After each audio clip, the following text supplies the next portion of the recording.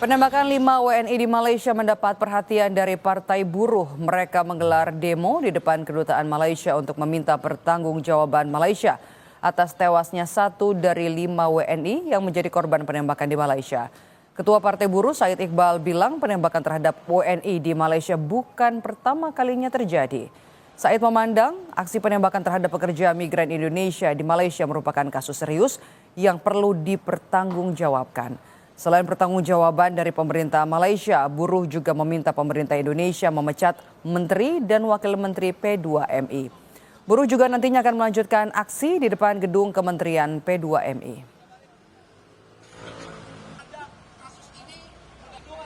Namanya konvensi tentang pekerja migran. Bila ada pekerja sekalipun dia ilegal, pekerja migran ilegal, pendekatannya nggak boleh ada pembunuhan, penembakan, apalagi kekerasan. Kita mencari fakta, langsung dibentuk oleh Bapak Presiden Prabowo, apa fakta yang sesungguhnya. Kita minta pertanggungjawabannya. Yang ketiga kami minta copot Menteri P2MI itu. Nggak ada kerjanya dan wamen. Wakil Menteri dan Menteri P2MI nggak ada kerjanya. Istri salah satu WNI korban penembakan APMM di Malaysia, Hanafia, menuntut keadilan untuk korban penembakan APMM di Malaysia. Hanafia bercerita sang suami sempat mengirim rekaman suara meminta dijemput di kawasan Dumai, Riau, dan mengirimkan titik lokasi keberadaannya saat itu. Namun saat dicek ke lokasi oleh polisi setempat, sang suami tidak berada di Riau, melainkan di kawasan Selangor, Malaysia.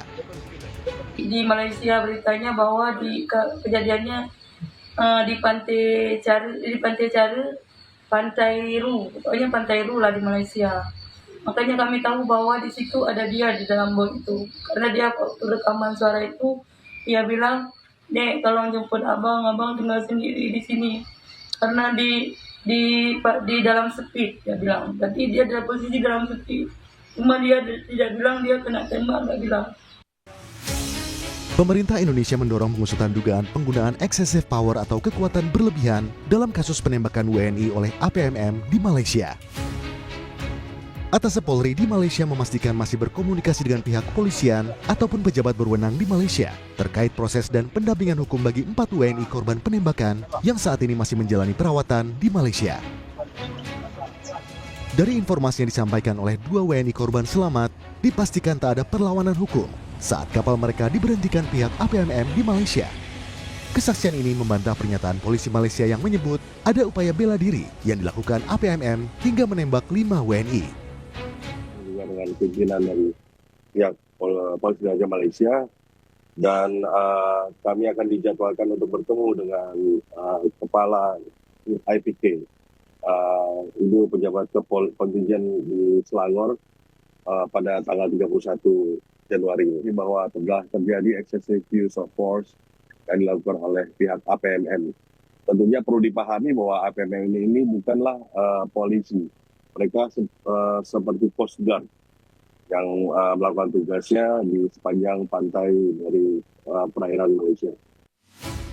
Hari ini 2 WNI korban penembakan APMM di Malaysia yang telah sadar diketahui sudah keluar dari rumah sakit namun masih berada di Malaysia.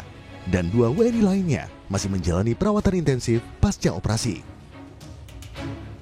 Sementara 1 jenazah WNI korban penembakan APMM di Malaysia telah kembali ke rumah keluarganya dan dimakamkan di Kabupaten Rupat, Riau. Tim Liputan, Kompas TV.